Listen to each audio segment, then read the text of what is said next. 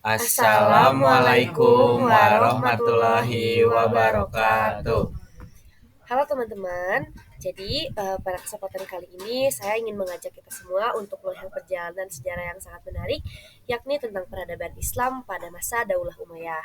Masa ini tidak hanya dikenal dengan ekspansi wilayah yang luas, tetapi juga dengan kemajuan dalam berbagai bidang seperti ilmu pengetahuan, seni, dan budaya. Melalui presentasi ini, kita akan mengupas bagaimana peradaban tersebut berkembang dan memberi pengaruh besar terhadap dunia Islam dan peradaban global. Semoga pembahasan ini bisa membuka wawasan kita lebih dalam tentang betapa pentingnya masa tersebut dalam sejarah umat Islam. Izinkan untuk memperkenalkan diri, nama saya Kalesta Bika. Nama saya Najmi Raya Hamzah. Nama saya Chandra Kusuma. Nama saya Dan Hendrawan. Nah, di sini tuh ada masa Daulah Umayyah. Kekhalifahan Umayyah adalah kekhalifahan Islam kedua setelah kekhalifahan Rasyidin. Dinasti ini didirikan oleh Muawiyah bin Abu Sufyan, seorang gubernur Syam pada masa pemerintahan Umar bin Khattab dan Utsman bin Affan. Kekhalifahan Umayyah berpusat di Damaskus dan memiliki pengaruh yang sangat besar di dunia Islam pada masanya. Lanjut ada tokoh-tokoh penting di masa Daulah Umayyah. Yang pertama itu ada Muawiyah bin Abi Sufyan pada 661 sampai 680 Masehi. Nah, dia itu pendiri Daulah Umayyah dan khalifah pertama, membangun sistem pemerintahan monarki Islam pertama, memindahkan ibu kota ke Damaskus dan memperkuat armada laut Islam. Nah, yang kedua itu ada Abdul Malik bin Marwan pada 685 sampai 705 Masehi. Nah, dia itu khalifah yang menyatukan sistem administrasi dengan menjadikan bahasa Arab sebagai bahasa resmi pemerintahan. Mencetak mata uang Islam pertama yaitu dinar dan dirham, memulai membangun Dome of the Rock yaitu Kubat As-Sakhroh di Yerusalem. Nah, yang ketiga itu ada Al-Walid bin Abdul Malik pada 705 sampai 715 Masehi.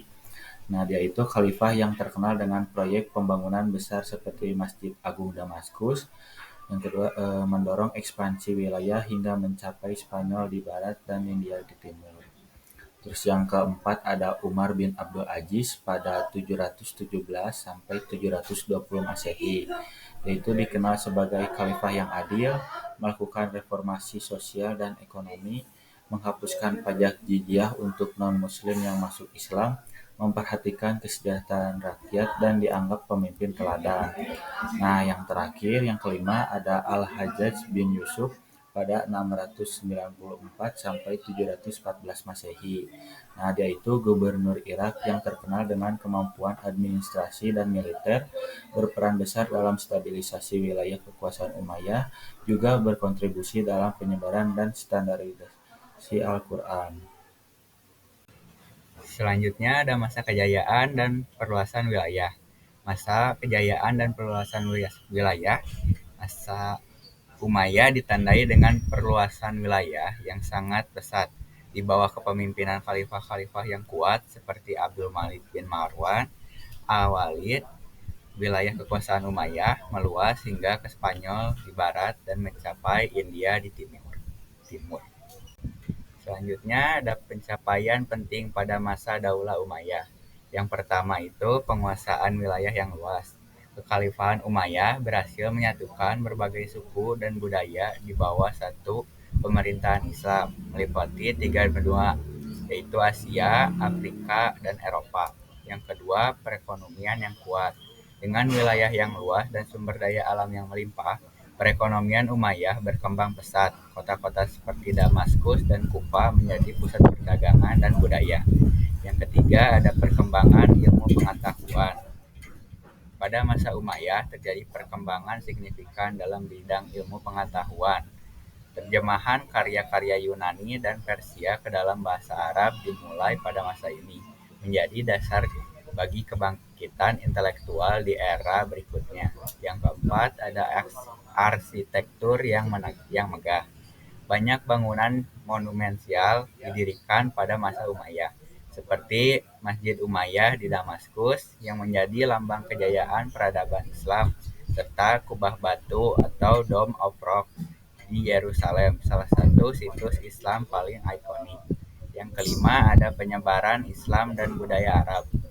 Perluasan Islam ke daerah baru termasuk Spanyol, Afrika Utara, Asia Tengah, dan India juga menyatukan dengan tradisi lokal, menghasilkan peradaban yang kaya. Jadi selanjutnya di sini saya akan membahas tentang faktor-faktor kemunduran. Yang pertama itu ada perpecahan internal. Jadi konflik di dalam keluarga Umayyah dan perselisihan antar suku melemahkan kekuasaan pusat, ketegangan antara kelompok Arab Utara, Mudariyah, dan Arab Selatan, Yamaniyah juga memperburuk situasi. Yang kedua ada pemberontakan Abbasiyah. Jadi pemberontakan Abbasiyah itu pemberontakan yang dipimpin oleh Bani Abbasiyah dengan dukungan dari kaum Mawali atau Muslim non-Arab dan Syiah berhasil menggulingkan kekuasaan Umayyah dalam revolusi Abbasiyah pada 750 Masehi. Yang ketiga ada kelemahan kepemimpinan. Jadi setelah wafatnya khalifah-khalifah yang kuat seperti Abdul Malik bin Marwan, beberapa khalifah berikutnya gagal menghadapi tantangan politik, militer, dan ekonomi yang semakin kompleks. Yang selanjutnya ada ketidakpuasan kaum Mawali. Jadi kebijakan ini tuh didiskriminan terhadap kaum Mawali yang merupakan mayoritas Muslim dan Arab, menimbulkan ketidakpuasan luas dan mendorong perlawanan terhadap pemerintahan Umayyah. Selanjutnya yang terakhir ada ekspansi yang berlebihan. Jadi wilayah yang terlalu luas itu sulit dikelola secara efektif, terutama dengan komunikasi dan logistik yang terbatasan pada masa itu.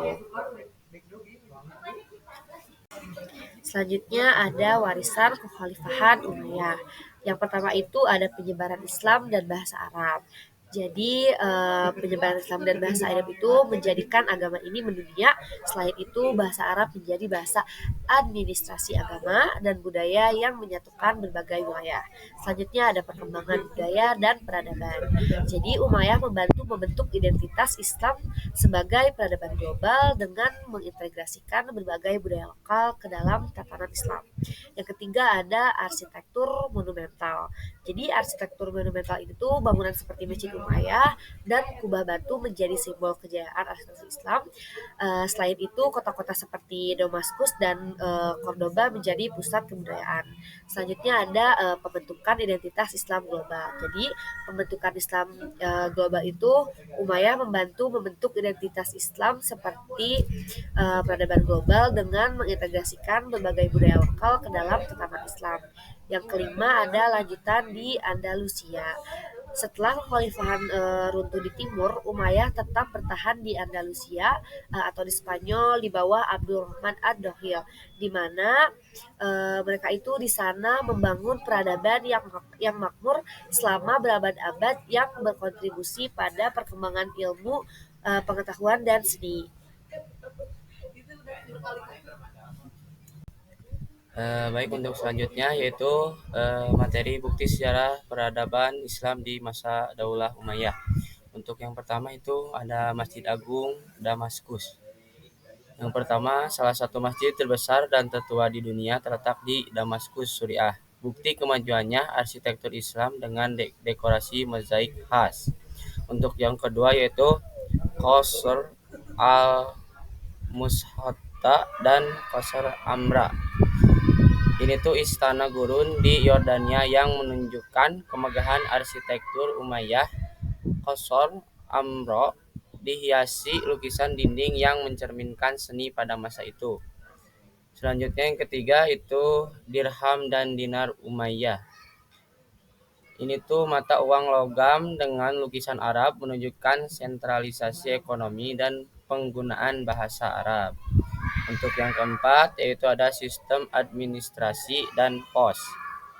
Ini tuh jejak administrasi terpusat seperti catatan pajak dan surat-surat resmi ditemukan di berbagai wilayah kekuasaan.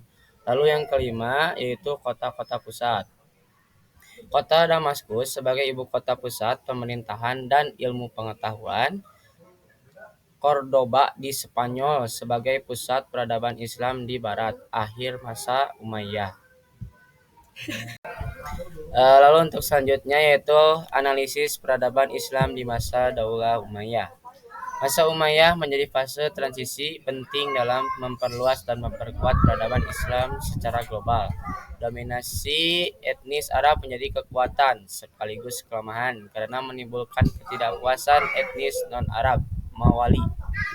Pencapaian signifikan dalam bidang administrasi dan seni menjadi fondasi bagi kemajuan lebih lanjut di masa Abbasiyah. Alhamdulillah, jadi kesimpulan dari Daulah Umayyah adalah periode penting yang membentuk identitas global Islam meski masih menghadapi tantangan internal terkait kesetaraan sosial dan keadilan. Bila taufik wal hidayah. Wassalamualaikum warahmatullahi wabarakatuh.